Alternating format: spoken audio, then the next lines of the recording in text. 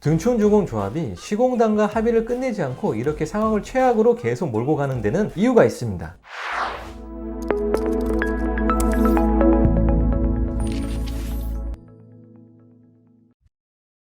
안녕하세요, 꿀삼촌입니다. 제가 둔촌주공 영상 2탄을 찍게 된 이유가 있는데요, 바로 이 기사를 접했기 때문입니다. 둔촌주공조합에서 새로운 대주단을 꾸려서 신규 대출 8천억을 차입하겠다는 그런 기사를 발표했는데요, 이 기사를 보고 도대체 조합에서 왜 이렇게 상황을 최악의 상황으로 끌고 가는 건지 너무 궁금했습니다. 이 궁금증을 여러분들도 많이 느끼셨을 것 같아 둔촌주공 2탄 영상을 준비하게 되었습니다. 둔촌주공조합이 시공단과 합의를 끝내지 않고 이렇게 상황을 최악으로 계속 몰고 가는 데는 이유가 있습니다. 그건 바로 상가 지분 쪽이기 때문인데요, 이번 영상에서 이 상가 지분 쪼개기에 대한 설명을 드리고자 합니다. 영상을 시작하기에 앞서 구독, 좋아요는 저 꿀삼촌이 영상을 제작하는데 아주 큰 힘이 됩니다. 지금 바로 구독, 좋아요를 눌러주세요.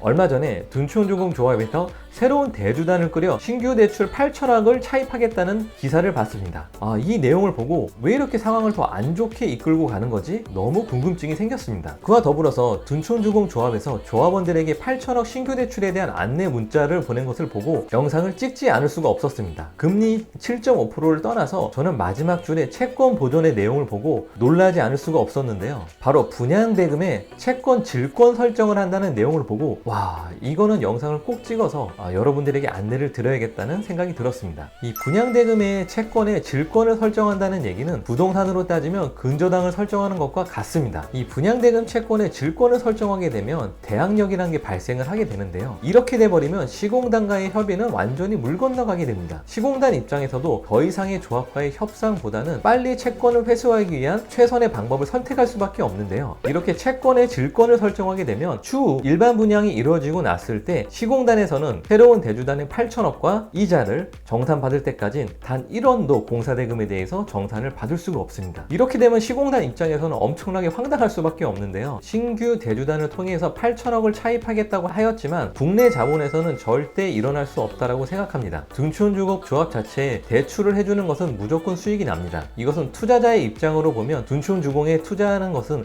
굉장히 매력적인 일인데요, 그렇지만 국내 자본에서는 이렇게 선뜻 8천억이란 거대한 자본을 절대로 둔촌주공에 투자할 수가 없습니다. 단독으로 8천억의 자금을 운용할 수 있는 곳은 국내에는 국민연금밖에 없고, 나머지 증권사나 금융사들도 8천억의 자금을 조달하려면 컨소시움, 여러 공동체를 결성해서 진행을 해야 되는데요, 이렇게 컨소시움을 결성해서 진행을 한다 하더라도 이렇게 사회적인 이슈가 될 수 있고 많은 사람들의 입에 오르내릴 수 있는 민감한 사안에 선뜻 투자할 수가 없습니다. 수익을 보겠다고 달려들었다가 되려 엄청나게 많은 역풍을 맞을 수 있기 때문에 국내 증권사나 금융사 입장에서는 눈치를 볼 수밖에 없습니다. 이렇게 민감한 사안이 적용되는 곳에는 국내 금융사 중에서 투자할 수 있는 곳은 저는 단 한 곳도 없다고 봅니다. 더군다나 정권이 교체된 지도 얼마 안 된 시점에서 사람들이 가장 민감하게 생각하는 부동산, 거기서 국내 금융사가 수조 원의 차익을 보고 사회적인 문제를 양산한다? 절대로 정권 입장에서는 가만히 두고 볼 수가 없습니다. 정권에 굉장한 부담을 줄 수 있고 지지율에도 엄청나게 영향을 줄 수 있는 사안이기 때문에 그런 행동들을 좌시하지 않고 그에 따른 대가를 치르게 할 겁니다. 자칫 잘못 투자했다가 금융사 자체가 문을 닫을 수 있는 상황을 만들 수도 있기 때문에 국내 자본에서는 선뜻 매력적인 투자 가치가 있다 하더라도 투자할 수 있는 곳은 저는 없다라고 생각합니다. 물론 예외는 있습니다. 해외 자본이 들어올 경우에는 충분히 가능한 얘기인데요, 국내 정부의 눈치를 보지 않을 수 있기 때문에 충분히 해외 자본 같은 경우에는 투자가 가능하다고 생각합니다. 이미 로스테 같은 케이스를 보면 얼마든지 가능하다는 것도 우리는 경험이 있고요. 하지만 저 같은 일개 유튜버도 이런 내용을 얘기를 하는데 신규 대주단을 통해서 8천억이 실행될 일은 저는 없다라고 생각합니다. 왜 조합원의 피해가 누적되는 상황을 뻔히 알면서도 계속 이렇게 갈등을 발생시키는 걸까요? 조합이 이렇게 갈등을 빨리 마무리 짓지 않고 이해할 수 없는 행보를 계속 이어가는 데는 바로 이유가 있습니다. 그것은 바로 상가 지분 쪼개기 때문인데요, 상가 지분 쪼개기란 하나의 소유권을 여러 개의 지분으로 나눠서 인위적으로 분양권을 많이 받아내는 투기 행위를 뜻하는데요, 현재 도정법의 개정으로 인해서 아파트에서는 지분 쪼개기 자체가 성립되지가 않습니다. 제가 직전에 올렸던 둔촌주공 영상에서도 9가지 협의 품목 중에서 단 한 가지 상과 관련된 부분만 협의가 되지 않았다라고 말씀을 드렸습니다. 이 상가 지분 쪼개기는 많은 재건축 현장에서 나타나고 있는 고질적인 문제점인데요. 아파트 재건축에서 불문율이 있습니다. 아파트와 상가 각각 따로 운영해야 된다는 불문율이 있는데요. 그렇기 때문에 대다수의 아파트 재건축 현장에서는 독립정산제로 운영되고 있습니다. 이 독립정산제라는 건 둔촌주공 현장 역시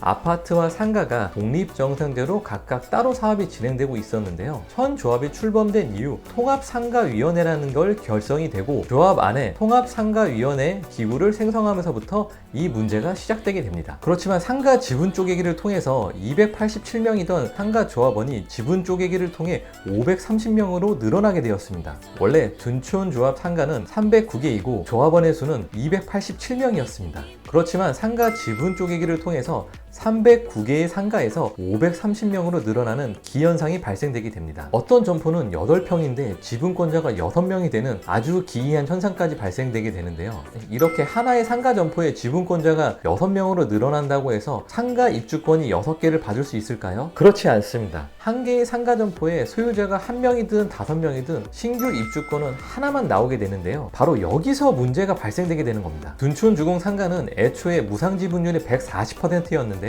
무상지분율이란 조합원이 추가 분담금 없이 넓혀갈 수 있는 면적 비율을 뜻하는데요. 예를 들어 무상지분율이 200%라면 대지지분이 10평인 사람이 20평의 면적을 추가 분담금 없이 받아갈 수 있다는 얘기입니다. 상가 면적은 이만큼인 상황에서 지분 쪼개기를 통해서 상가 지분권자는 이만큼으로 늘어난 상황입니다. 이 늘어난 지분권자만큼 권리를 더 행사할 수 있는 방법이 있습니다. 그건 바로 무상 지분율을 높이는 방법입니다. 이렇게 무상 지분율을 높이기 위해서 기존의 상가 PM사와 계약을 일방적으로 해지하였고 이로 인해서 상가 PM사의 유치권이 설정되게 되었던 겁니다. 이렇게 상가 지분 쪼개기를 통해서 여러 가지 갈등이 파생된 건데요. 무상 지분율을 높이는 게 그렇게 간단한 일은 아닙니다. 상가의 개수는 307개로 정해져 있는데 무상 지분율을 무조건 높인다고 하면 당연히 해야 될 일이 생기게 되죠. 이렇게 통합상가위원회에서는 무상 지분율을 140%에서 270%까지 늘린다고 조합원들에게 안내를 하였습니다. 당연히 무상 지분율이 늘리고 싶다고 늘릴 수 있는 건 아니겠죠. 상가의 무상 지분율을 높이게 되면 그에 따른 다른 면적을 줄여야 됩니다. 당연히 아파트 면적을 줄여야겠죠. 그런데 이미 둔촌주공은 관리처분 인가까지 난 현장이고 공사가 이미 진행되고 있던 곳이었습니다. 그런 상황에서 무상 지분율을 높이기 위해선 바로 설계 변경을 해야 되는 건데요. 이 설계 변경을 하기 위해서 일반 분양이 계속 늦어졌던 겁니다. 일반 분양까지 마무리된 후라고 하면 설계 변경은 도저히 할 수가 없게 되는 거죠. 무상 지분율이 올라가게 되면 어떻게 되냐? 예를 들어 10평 상가에 4명의 소유자가 있다라고 가정을 해보겠습니다. 당연히 4명 중에 1명만 상가 입주권을 받게 되겠죠. 원래 140%의 무상 지분율이라고 하면 10평의 상가는 14평까지만 받을 수가 있습니다. 그런데 이 무상 지분율을 270%까지 늘리게 되면 10평의 상가가 27평까지 받을 수 있게 되는 건데요. 이렇게 되면 한 명은 상가 입주권을 받게 되고 나머지 3명의 다른 지분권자는 초과 면적에 대해서 아파트 분양권으로 받을 수가 있게 됩니다. 상가 하나에 상가 입주권과 아파트 입주권까지 같이 받을 수 있다고 하면 엄청난 수익을 볼 수 있겠죠. 상가 지분 쪼개기를 통해 많은 이해관계가 서로 더 얽히게 되었고 얽히고 설키게 된 이해관계가 둔촌주공의 공사 중단이라는 초유의 사태를 몰고 오게 되었습니다. 이런 상가 지분 쪼개기 때문에 조합에서는 이렇게 이해할 수 없는 행보를 계속 보였던 거였고 최근에 조합장 사퇴까지 이루어진 것을 보면 결코 조합원을 위한 행동은 아니라고 보여집니다. 조합 임원진의 전체 교체가 아닌 조합장 단독의 사태는 오히려 사업에 시간만 더 늦추는 최악의 수라고 생각되어집니다. 이렇게 상가 지분 쪼개기를 통한 많은 갈등이 둔촌주공 6,000명의 운명을 좌지우지하고 있습니다. 이 상황을 타개하기 위해선 조합원분들이 관심을 가지고 일어나야 될 때입니다. 하루속히 이 갈등이 빨리 마무리되어서 시공단과의 협의도 끝내고 공사 재개가 이루어져서 일반 분양까지 진행되길 바랍니다. 그렇다면 이 상황을 타개할 수 있는 방법은 무엇이 있을까요? 다시 예전으로 돌리면 됩니다. 통합상가위원회가 나타나기 전 예전에 최초의 둔촌주공 사업이 독립정상대로 진행됐던 것처럼 다시 예전으로 돌리면 모든 것이 깔끔하게 해결됩니다. 당연히 또 그렇게 되기 위해선 엄청난 갈등을 겪어야겠지만요. 둔촌주공 조합에서는 6천여 조합원의 재산을 담보로 위험한 도박을 하고 있습니다. 하루빨리 이 위험한 도박을 끝내고 조합으로서 조합원들을 위한 조합이 되시길 바라면서 영상을 마무리하도록 하겠습니다. 끝으로 오늘의 한줄평으로 영상 마무리하겠습니다. 있습니다. 아파트 재건축에서 독립정산제는 불문율이다. 그럼 저 꿀삼촌은 다른 유익한 영상으로 다시 찾아뵙도록 하겠습니다. 지금까지 시청해주셔서 감사합니다.